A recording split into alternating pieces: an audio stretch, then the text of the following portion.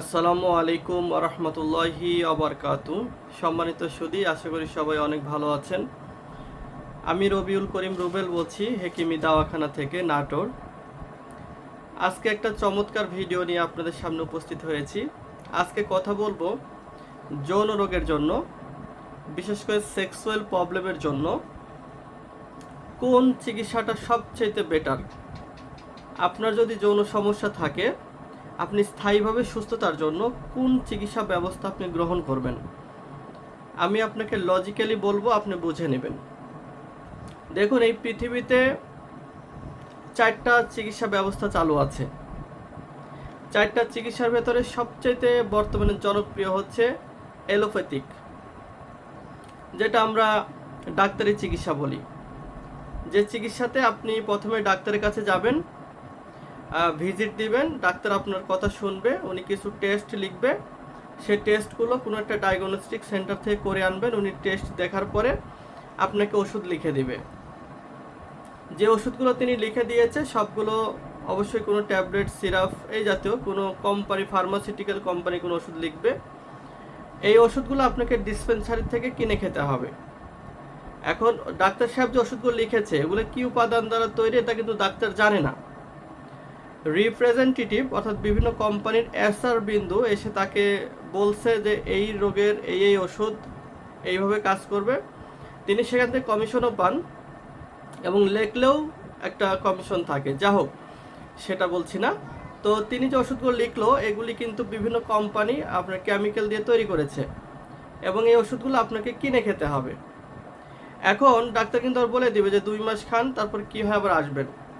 ধরেন প্রথম আপনি 600 টাকা দিয়ে তাকে দেখিয়েছেন, ওষুধ নিয়েছেন, 3 মাস বা 2 মাস পরে গেলে কিন্তু হয়তো 200 টাকা কম নেবে, 400 টাকা নেবে আবার, এবং আপনার মুখ থেকে শুনবে।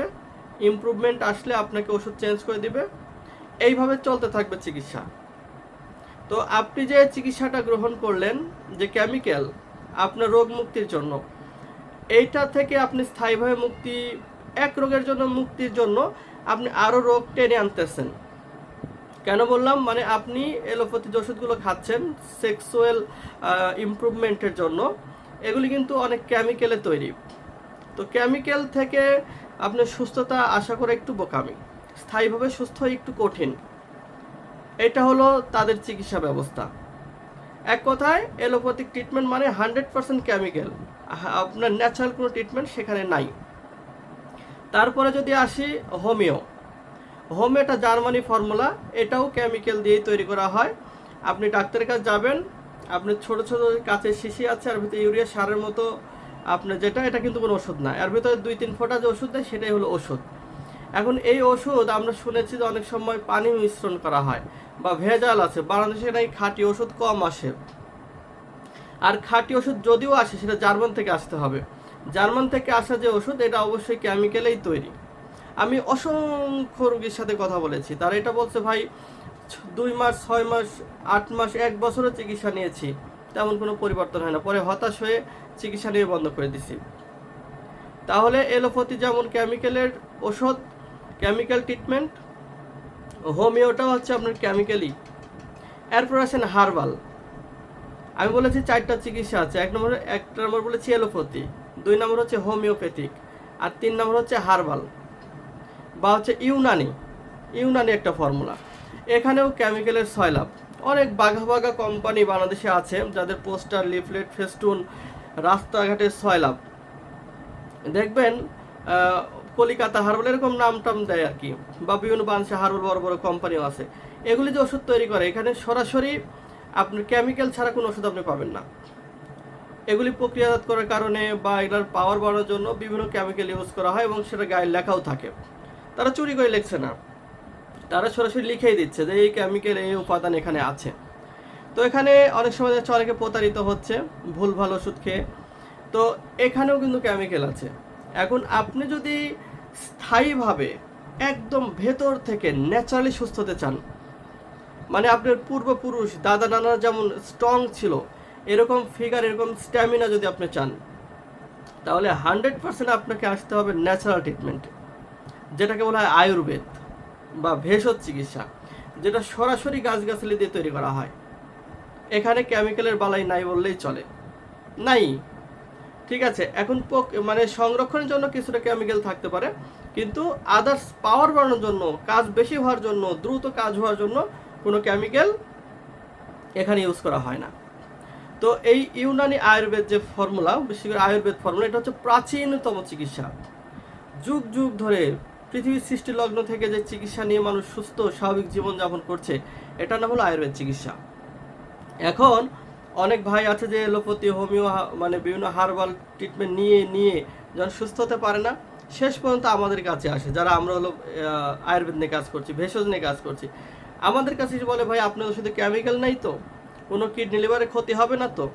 আরে ভাই, কিডনি লিভারের ক্ষতি হওয়ার ট্রিটমেন্ট তো অলরেডি নিয়েছেন আপনি, আমাদের কাছে সেখানে এই প্রশ্ন।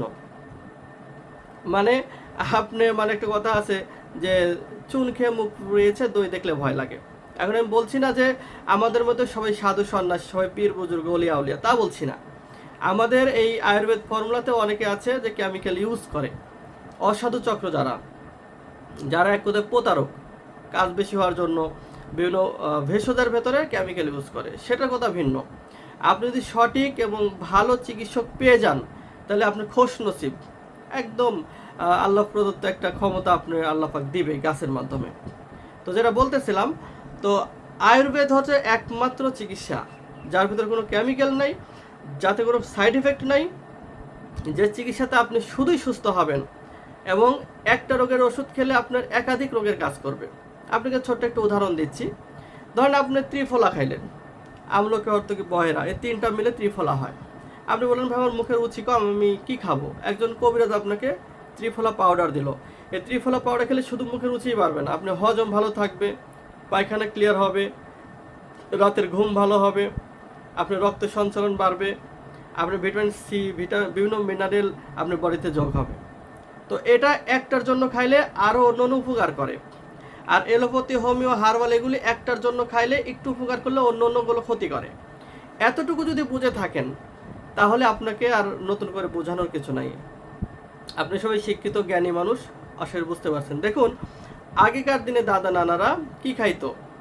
আপনার সর্দি লাগছে তুলসী পাতা খায়, দাঁত ব্যথা লবঙ্গ খাইতো, পেটের সমস্যা মোহরি খাইতো, ঘুমের সমস্যা পেঁয়াজ খাইতো, অশ্বগন্ধা খাইতো। বাবু বাচ্চাদের সর্দি লাগছে, আপনার মধু তুলসীর রস খাওয়াই দিত। এইভাবে তারা চিকিৎসা নিয়েছে। যাদের যৌন দুর্বলতা ছিল, তারা কাঁচা শিমুল মূল তুলে এনে খাইতো, গাছ থেকে মধু পেরে খাইতো, খাঁটি দুধ খাইতো, তারা কত শক্তিশালী ছিল। আর এখন আমাদের রোগ হলেই ডাক্তারের কাছে দৌড়াই, ফলে আমরা খাচ্ছি শুধু কেমিক্যাল আর চাচ্ছি স্থায়ী সুস্থতা। এটা নেহাত একটা বোকামি। তো যা হোক, এত কথা বলার একটাই কারণ যে আপনারা ভেষজের কাছে আসেন। আমরা যেটা নিয়ে কাজ করছি, বিশেষ করে হেকিমি দাওয়াখানা 100% পিওর এবং খাঁটি প্রোডাক্ট নিয়ে কাজ করছে, আয়ুর্বেদ নিয়ে কাজ করছে, গাছগাছালি নিয়ে কাজ করছে। দেখুন, আমি নিজেও মধু খাই, এদিন 1 বোতল ছিল, এতটুকু আছে। আমি নিজেও কালো জিরার তেল খাই, এদিন কতটুকু আছে। এগুলো আমি নিয়ে সকালেও খাইছি।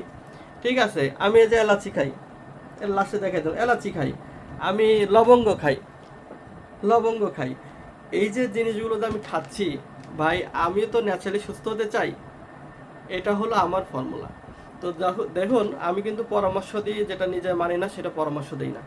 তো যারা গোপন রোগে ভুগছেন, যারা বিভিন্ন চিকিৎসা নিয়ে প্রতারিত হয়েছেন, আসুন হেকিমি দাওয়াখানার কাছে আসুন। আশা করছি আপনি একটা ভালো পরামর্শ, ভালো চিকিৎসা আপনি পাবেন। ভিডিওটি ভালো হলে শেয়ার করবেন, মানুষকে জনসচেতন করার জন্য। জনসচেতনমূলক ভিডিও শেয়ার করতে পারেন, লাইক করতে পারেন, সেভ করে রাখতে পারেন, আর আমাদের সাথে রোগের জন্য যোগাযোগ করবেন। ভালো থাকবেন সবাই, সবার সুস্বাস্থ্য কামনা করছি। আসসালামু আলাইকুম।